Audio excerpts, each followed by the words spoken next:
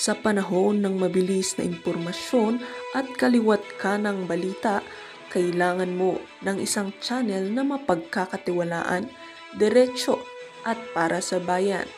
Ito ang Balitang Pambansa, ang iyong bagong tahanan ng mainit na issue, tunay na impormasyon at mga balitang hindi mo dapat palampasin.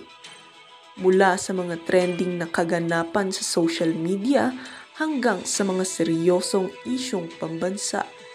Bantay kami sa bawat sulok ng bansa para sa iyo.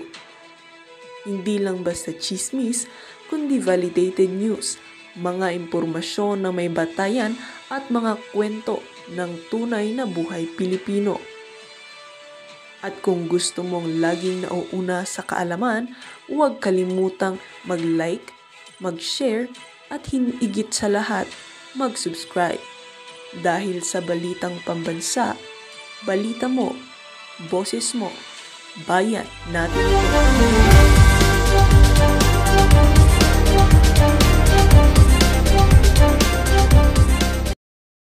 Opo, meron na ho bang kayong pwedeng ilahad na informasyon kung sino-sino na ho no ng mga proponents or local officials ang may existing pa rin na government contract with DPWH na pag-aari nga po yung ng local official o mambabatas yung kontratista para lang ho maiklaro na po mas maaga pa lang kasi doon wala na pong kinakailangan pang mahabang debate doon eh.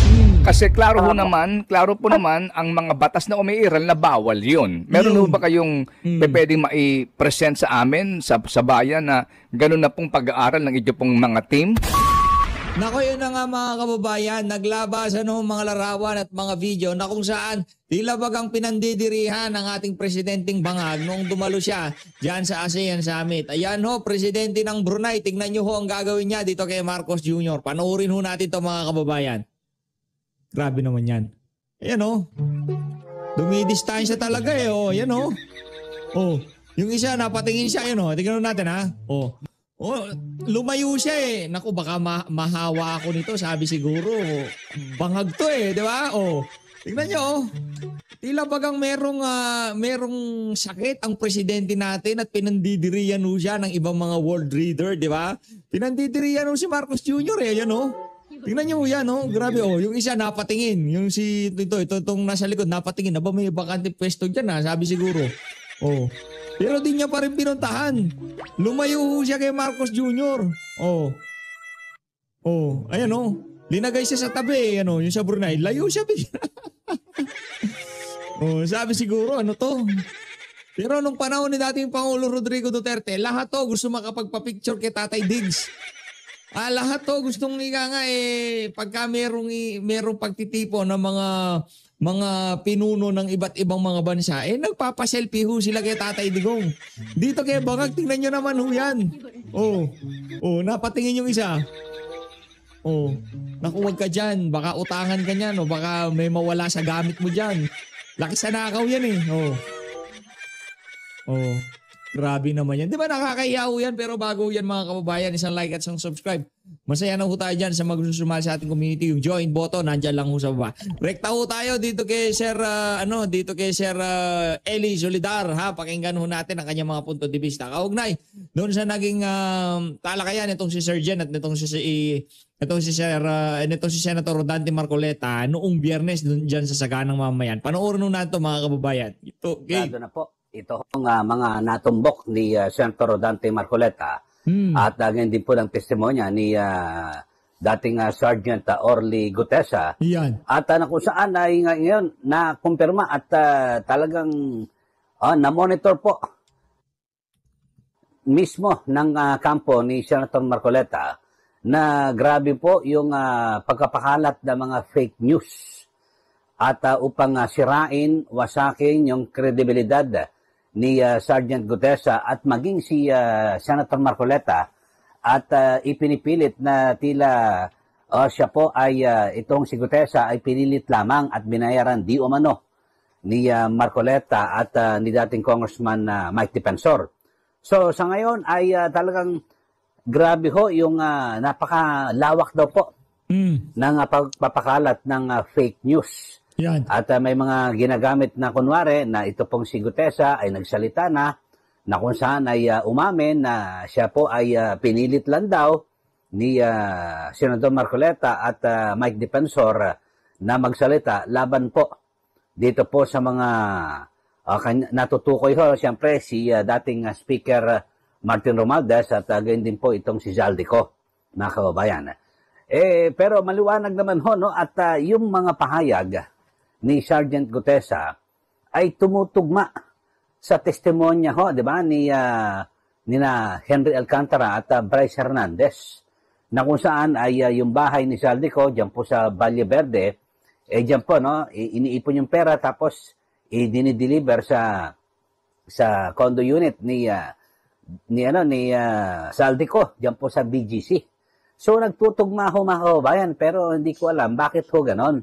At parang sabi nga ni Senator Marcoleta, nababago po yung direksyon diyan po sa Senado. Ano ba talaga ang layunin dito ng mga senador? Diba? Halukayin at alamin ang katotohanan, higit sa lahat ay managot yung mga taong nasa likod, lalo na yung mga malalaki, no, na nasa likod nitong malawakang korupsyon sa ating bansa. Ito, panoorin nyo ho, mga kababayan, dahil sa nabisto ho mismo ni Senator Marcoleta na marami ho pinapakalat na fake news, kung ano-ano. May account ho, talagang ginagastosan daw ho, mga kababayan, binuboost pa baka yung mga nakikinig o nanonood ho sa ating ngayon, baka nakarating mo sa inyo yan, di ba? Pag binuboost ho, mga kababayan, kahit na hindi mo yan pinafollow, ay papasok ko yan di ba? Tapos makikita mo, pag napaniwala ka, wala na, tapos na.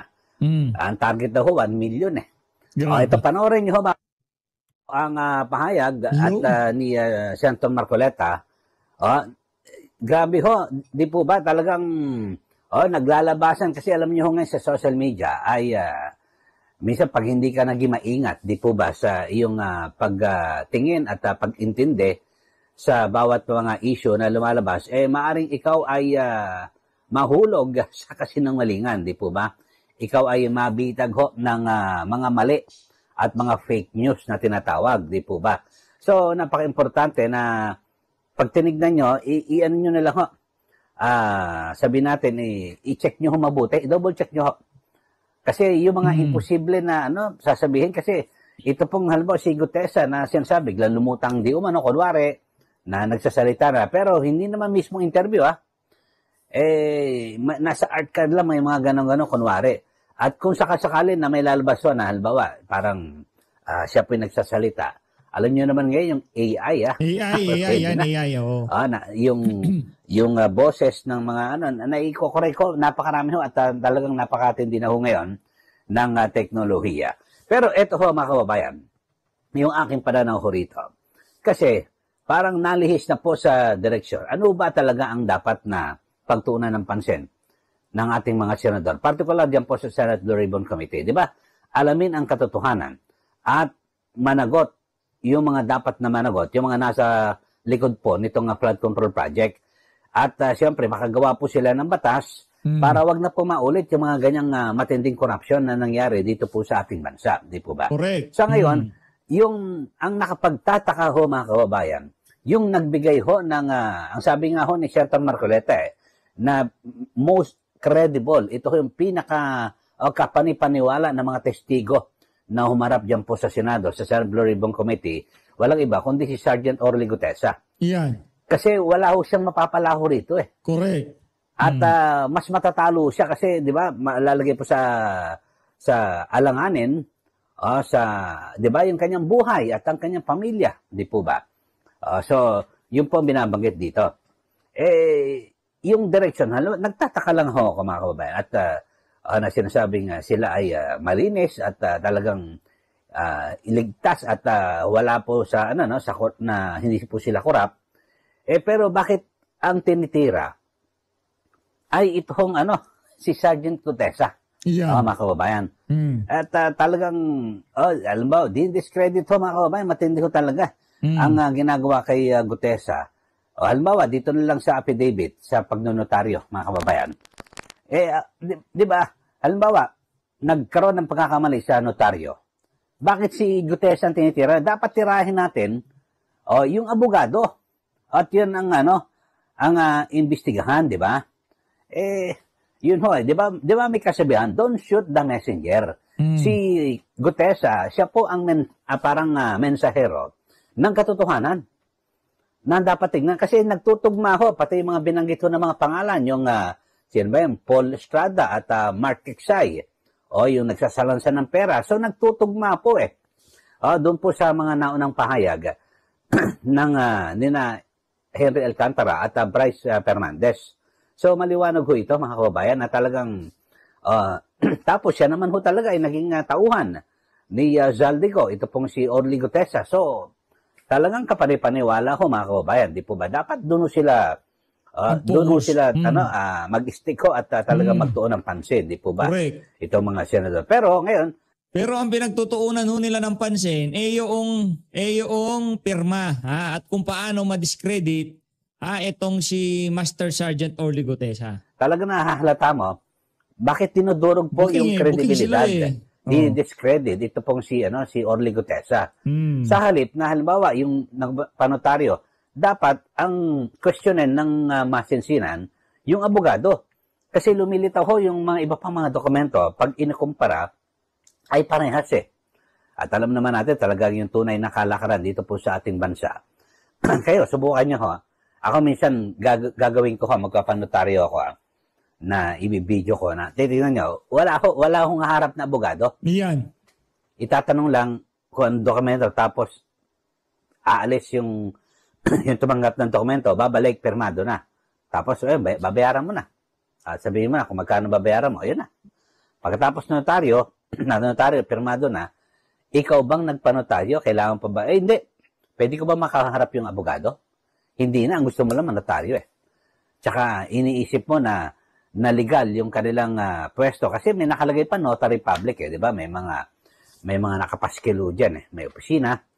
So, yun lang ho mga kababayan. Kasi ang kadalasan may nagbanggit din sa akin na abogado na may tao siya na pinagkakatiwalaan na kayang-kaya niya ng pirma niya. Yun ang ginagawa, yun ang trabaho. At taga-pirma kasi hindi naman siya laging doon sa opisina. Correct. Diba? Sa tunay, hindi nga pumupunta na. Ginamit lang kanyang pangalan. At diba, kukolekta na lang. May stop lang siya na pinapasweldo. So, ganun ho mga kababayan. So, dapat ang gawin ho sana ng Senate Doribong Committee ay talagang alagaan pa nga ho dapat itong si Gutesa. Ngayon ang ginagawa parang hangga't maaari wag nang humarap So dito na ho lumilitaw na alam niyo na mukhang may pinoprotektahan. Sabi nga po ni Senator Marcoleta mukhang yung naratibo sirain yung kredibilidad ni Gutesa at maging si Senator Marcoleta. At palitawin na siya pinilit lang ni Marcoleta at Defensor. Tapos, may isang malaking tao, di ba, pinapalutang si Speaker Martin Romualdez na posibleng dapat maging state witness. O kaya naman, di ba, yung isa rin kasama sa naratibo, di ba, si Ombudsman Boying Rimulya, binabanggit niya na mukhang ang pwede lang ipataw na parusa kay Martin Romualdez ay gross negligence.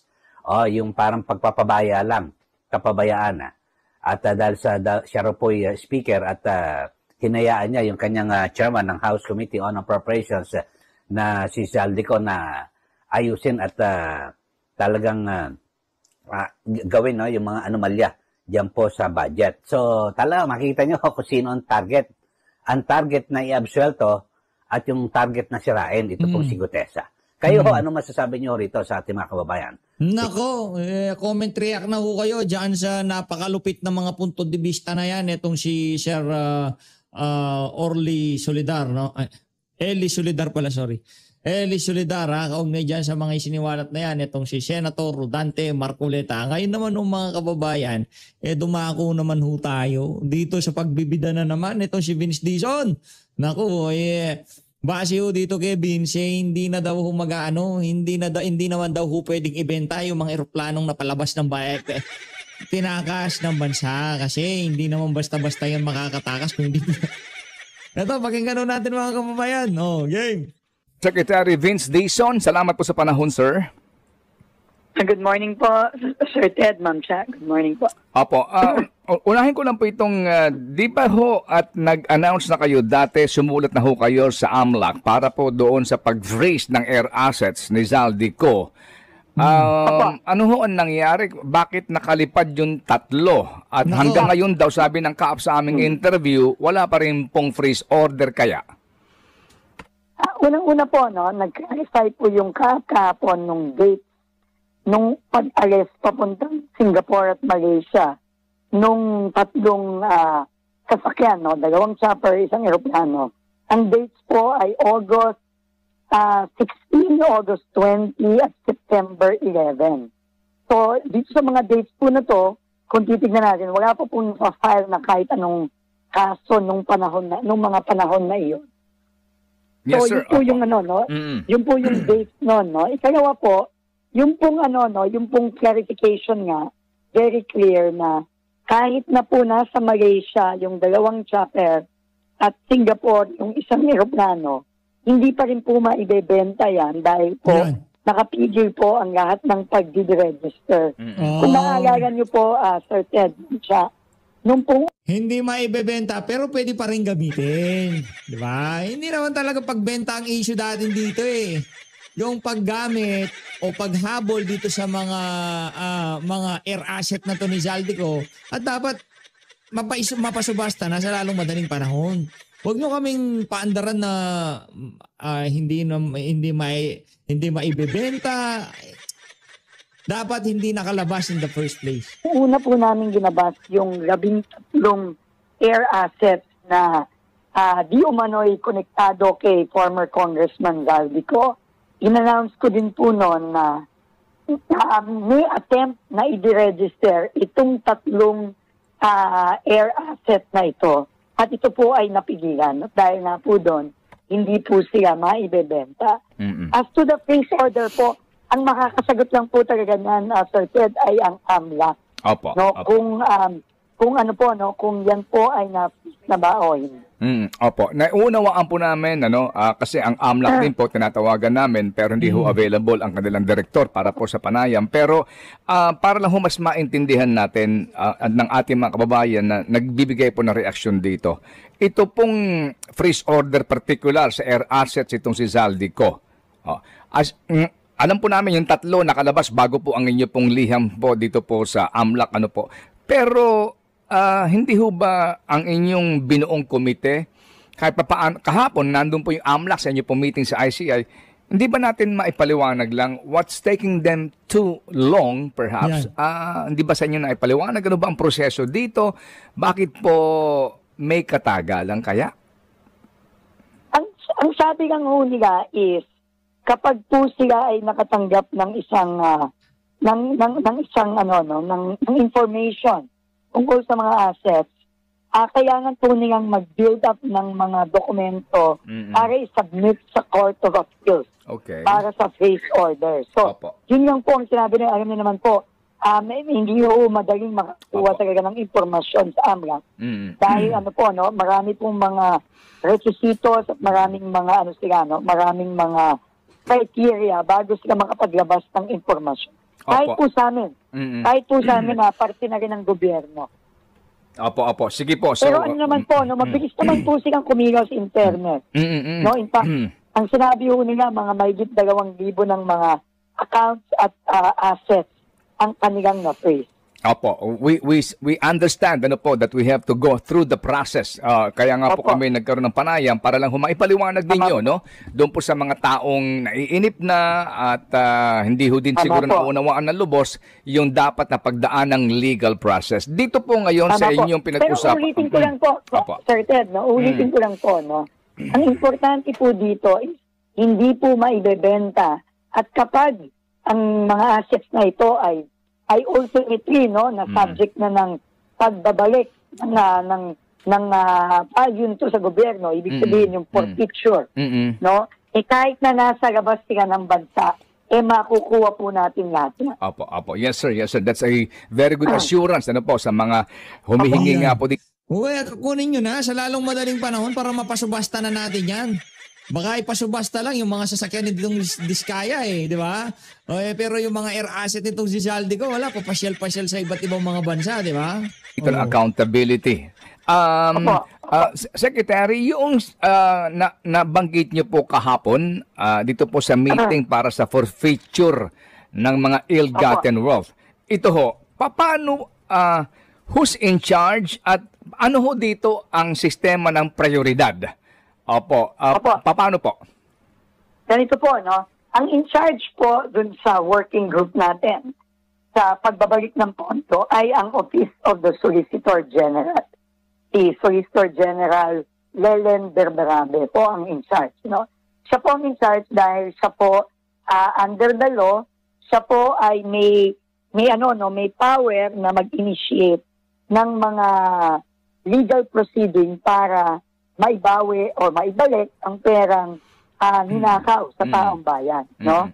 Sila pong dalawa ng ombudsman ang may power niyan. Pero ang ombudsman po, ang nakapokus po siya sa mga criminal na cases, no? Ito pong mga cases ng plunder, pandarambong, malversation, etc. No?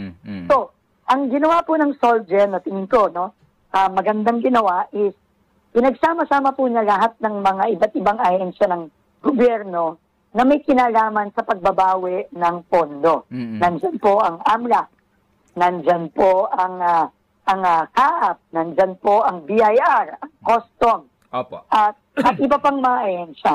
So ito po kinakalap po ng Solgen lahat ng mga assets, no, na suspected na pagmimay-ari itong mga iba't ibang individual na kinakasuhan natin ngayon, at nag-aanap po sila ng paraan na pinakamabilis para mabawi. Marami po kasing batas, Sir Ted, no? Hindi lang po isa o dalawa ang batas na pwedeng gamitin para maibawi ng mabilis ang pera, no? At kung umamarapati niyo po, Sir Ted, magbibigay ako ng mga example. Kunyari po, no? Ang pinakamalaking pagkukuhanan ng paraan para maibalik ang pera, yung pong forfeiture law. No, ito po ay batas na pinapakita na kung ikaw ay isang, halimbawa, government official, no? At ikaw ay ang kita mo sa salian mo, ang asset mo sa salian mo, ito lang. Pero merong alleged na asset na napakarami, na higit-higit sa iyong salian.